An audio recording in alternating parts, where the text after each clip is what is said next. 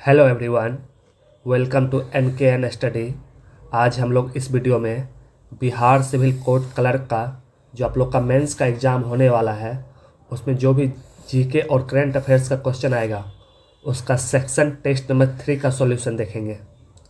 इससे पहले चैनल पे 2 सेक्शनल टेस्ट का वीडियो अपलोड कर दिया गया है। जो लोग नहीं देखे हैं तो प्लीज़ जाके देखिए। मेंस के लिए एक अलग से हम लोग ने एक प्लेलिस्ट बना दिया है। तो प्लेलिस्ट में आपको कंप्यूटर का, मैथ्स का, रीजनिंग का सारा वीडियो मिल जाएगा। तो आप लोग प्लेलिस्ट एक बार विजिट कर लीजिए। एंड जो लोग इस टेस्ट का पीडीएफ चाहते हैं तो आप लोग टेलीग्राम ग्रुप से जुड़ जाइए। वहाँ पे डेली इसका पीडीएफ सेंड कर दिया जाता है। टेलीग्राम ग्रुप का लिंक आपको इस वीडियो के नीचे कमेंट सेक्शन में पिन किया हुआ है। वहाँ से आप लोग टेलीग्राम ग्रुप में ज्वाइन कर सकते हैं। इस पीडीएफ में क्वेश्चन तो है ही, साथ में इसका हमने सॉल्यूशन भी नीचे अपलोड कर दिया है, तो आप इसको बाद में भी सॉल्व कर सकते हैं।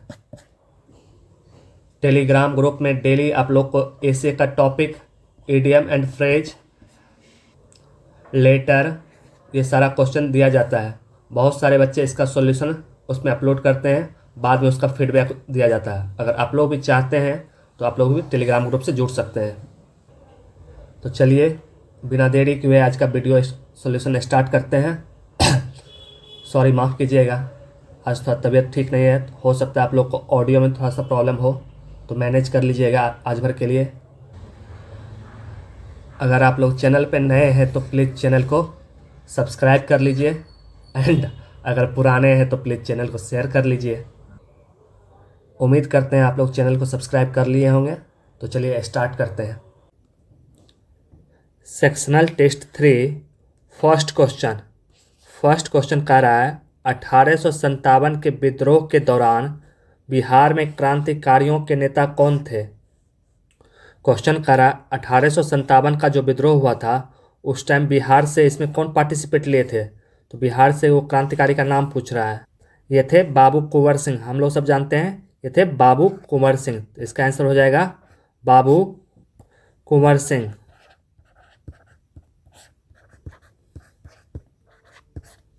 तो इस क्वेश्चन का आंसर क्या हो गया? बाबू कुंवर सिंह। सेकेंड क्वेश्चन है अंग्रेज ईस्ट इंडिया कंपनी के गठन के समय भारत का शासक कौन था। जब ईस्ट इंडिया कंपनी का गठन हुआ था उस टाइम भारत का शासक कौन था। तो ईस्ट इंडिया कंपनी का स्थापना 1600 के ईस्वी में हुआ था। उस टाइम इंडिया में शासन कर रहा था अकबर। तो इस क्वेश्चन का आंसर हो जाएगा अकबर। अकबर का शासनकाल था 1556 से लेकर 1605 तक। तो इस क्वेश्चन का आंसर हो गया अकबर। नेक्स्ट क्वेश्चन है क्वेश्चन नंबर 3, सत्यशोधक समाज किसके द्वारा स्थापित किया गया था। पूछ रहा है सत्यशोधक समाज का स्थापना कौन किए थे। हम लोग सब जानते हैं सत्यशोधक समाज की स्थापना 1873 ईस्वी में महाराष्ट्र में किए थे ज्योतिबा फुले जी। तो इसका आंसर हो जाएगा ज्योतिबा फुले। ज्योतिबा फुले सत्यशोधक समाज की स्थापना किए ज्योतिबा फुले जी। इसी में पूछ लेता आप लोग आर्य समाज की स्थापना कौन किए थे। आर्य समाज की स्थापना किए थे महर्षि दयानंद सरस्वती जी। महर्षि दयानंद सरस्वती जी के द्वारा 1875 ईस्वी में आर्य समाज की स्थापना किया गया। क्वेश्चन में लेकिन है सत्यशोधक समाज। इसका आंसर हो जाएगा ज्योतिबा फुले। नेक्स्ट क्वेश्चन है question 4, servants of India society.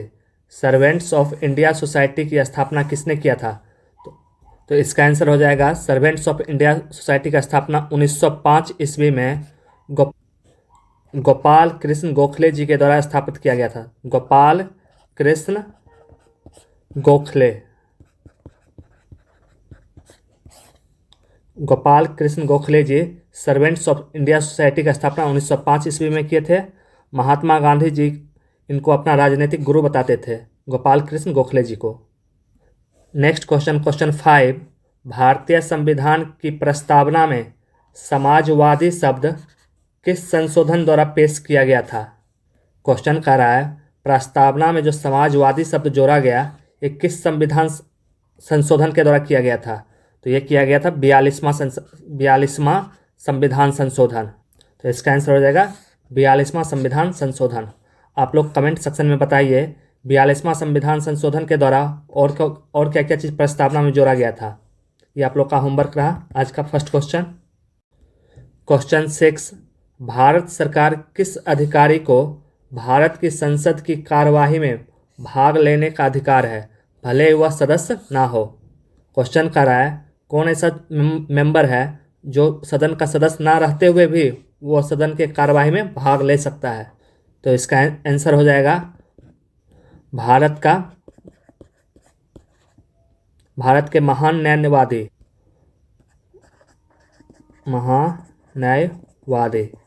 इसको इंग्लिश में कहते हैं attorney general of India. Attorney general of India, ये आर्टिकल 76 में इसके बारे में मेंशन किया गया है। Attorney general of India Bharat सरकार का कानूनी सलाहकार होता है। तो इसका आंसर हो गया attorney general of India. Question 7, Bharat का संविधान दिवस मनाया जाता है। तो भारत का संविधान दिवस किस दिन को मनाते हैं? हम लोग संविधान दिवस 26 नवंबर को मनाते हैं। तो इसका आंसर हो जाएगा 26 नवंबर। 26 नवंबर को ही भारत की संविधान सभा ने भारत के संविधान को अपनाया था, इसलिए हम लोग 26 नवंबर को संविधान दिवस मनाते हैं। संविधान दिवस मनाना स्टार्ट हुआ है 2015 से। तो इसका आंसर हो जाएगा 26 नवंबर। क्वेश्चन 8, नीति आयोग अस्तित्व में आया।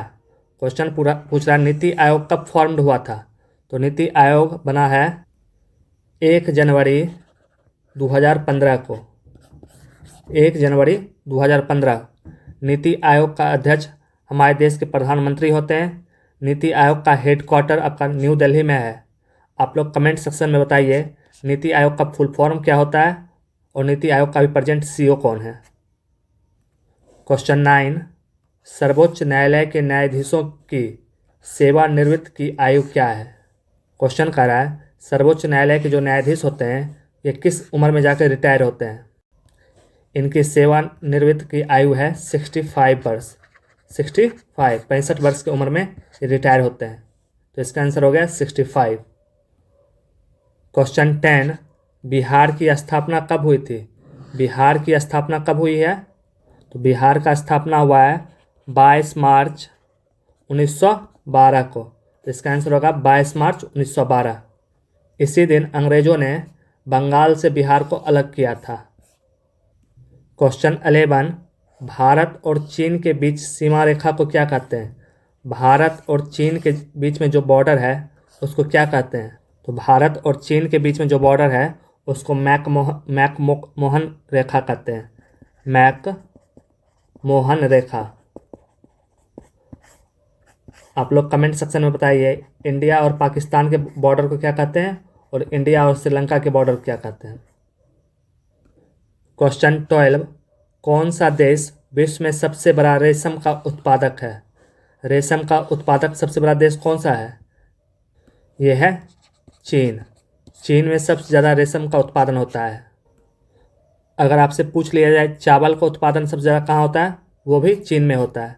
रेशम का उत्पादन भी चीन में होता है और चावल का भी उत्पादन चीन में होता है। क्वेश्चन 13, ग्रेट विक्टोरिया मरुस्थल कहाँ स्थित है। तो ग्रेट विक्टोरिया मरुस्थल कहाँ पे स्थित है। तो इसका आंसर हो जाएगा ऑस्ट्रेलिया। ऑस्ट्रेलिया में ग्रेट विक्टोरिया मरुस्थल है। तो इसका आंसर है ऑस्ट्रेलिया।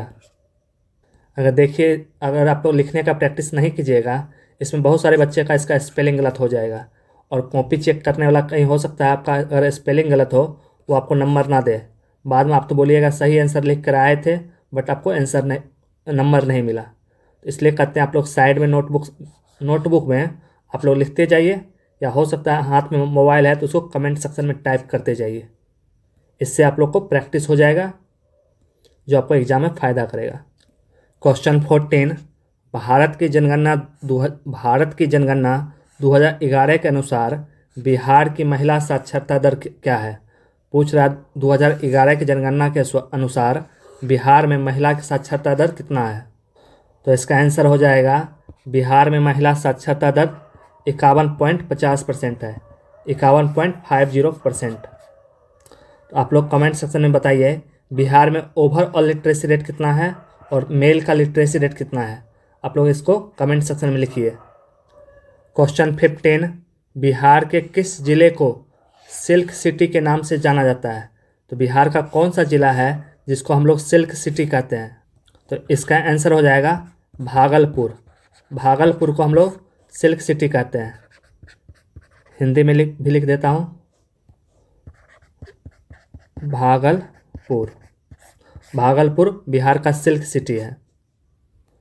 क्वेश्चन 16, बिहार के किस जिले में तेलहर कुंड जलप्रपात अवस्थित है। तेलहर कुंड जो जलप्रपात है ये बिहार के किस जिला में है। तो इसका आंसर हो जाएगा कैमूर। कैमूर में तेलहर कुंड जलप्रपात है। अगर आपसे पूछेगा करकट जलप्रपात कहाँ है, ये भी कैमूर में ही है। तो इसका आंसर है कैमूर। क्वेश्चन 17, संयुक्त राष्ट्र का मुख्यालय कहाँ है। संयुक्त राष्ट्र का मुख्यालय पूछ रहा है। हेडक्वार्टर कहाँ पे है। तो ये हेडक्वार्टर है न्यूयॉर्क में। तो इसका आंसर हो जाएगा न्यूयॉर्क। अगर आपसे पूछ ले संयुक्त राष्ट्र के सुरक्षा परिषद में अस्थायी सदस्य कितने हैं, तो अस्थायी सदस्य हम लोग जानते हैं ये 5 देश है। चाइना, फ्रांस, रसिया, यूनाइटेड किंगडम और यूएसए। ये पांचों का आप लोग नाम याद कर लीजिएगा, हो सकता है कहीं यही क्वेश्चन पूछ दे। क्वेश्चन 18, संयुक्त राष्ट्र पर्यावरण कार्यक्रम का मुख्यालय कहाँ स्थित है। संयुक्त राष्ट्र पर्यावरण कार्यक्रम का मुख्यालय कहाँ स्थित है, ये पूछ रहा है इस क्वेश्चन में। तो यूनाइटेड नेशन इन्वायरमेंट प्रोग्राम का हेडक्वार्टर कहाँ है। ये हेडक्वार्टर है नैरोबी। नैरोबी नैरोबी केन्या का कैपिटल है। यही यहाँ का हेडक्वार्टर हो गया यूनाइटेड नेशन इन्वायरमेंट प्रोग्राम का। इसका स्थापना कब हुआ था। इसका स्थापना 1972 ईस्वी में हुआ। तो इसका आंसर हो जाएगा नैरोबी।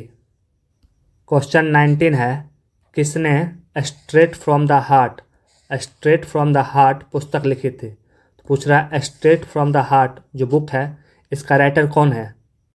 तो ये बुक लिखे हैं भारतीय क्रिकेट टीम के पूर्व कप्तान कपिल देव जी। कपिल देव बुक लिखे हैं जिसका नाम है स्ट्रेट फ्रॉम द हार्ट। तो इसका आंसर हो जाएगा कपिल देव। क्वेश्चन 20, म्यांमार की मुद्रा क्या है। म्यांमार की मुद्रा क्या है। म्यांमार को ही हम लोग बर्मा कहते हैं। इसकी मुद्रा क्या है। तो इसके मुद्रा को हम लोग कहते हैं कयात। इसका आंसर हो जाएगा कयात। आप लोग कमेंट सेक्शन में बताइए म्यांमार की राजधानी कहाँ है। आप लोग कमेंट सेक्शन में इसका कैपिटल लिखिए। नेक्स्ट है 21, विश्व जल दिवस कब मनाया जाता है। विश्व जल दिवस कब मनाया जाता है। तो इसका आंसर हो जाएगा 22 मार्च। 22 मार्च को आप लोग विश्व जल दिवस मनाते हैं। तो इसका आंसर है 22 मार्च। 22, मानव आँख में किस वस्तु का प्रतिबिंब कहाँ बनता है। मानव आँख में किसी वस्तु का प्रतिबिंब कहाँ बनता है।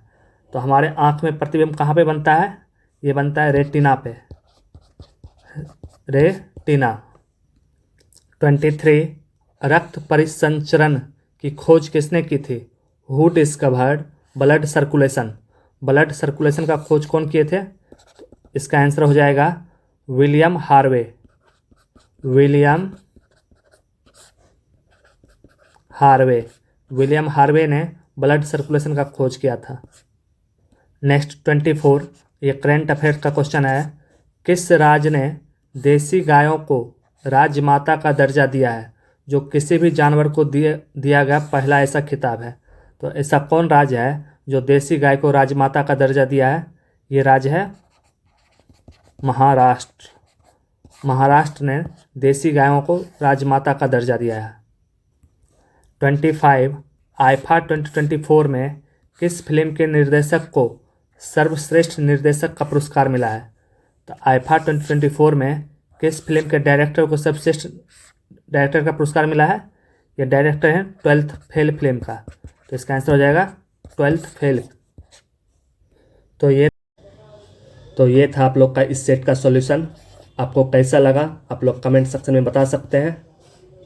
एंड चैनल को अभी तक अगर सब्सक्राइब नहीं किए तो प्लीज़ सब्सक्राइब कर लीजिए। आप लोग इतना अपने तरफ से कंट्रीब्यूशन कर सकते हैं। तो चलिए मिलते हैं नेक्स्ट वीडियो में नेक्स्ट सब्जेक्ट के साथ। Thank you.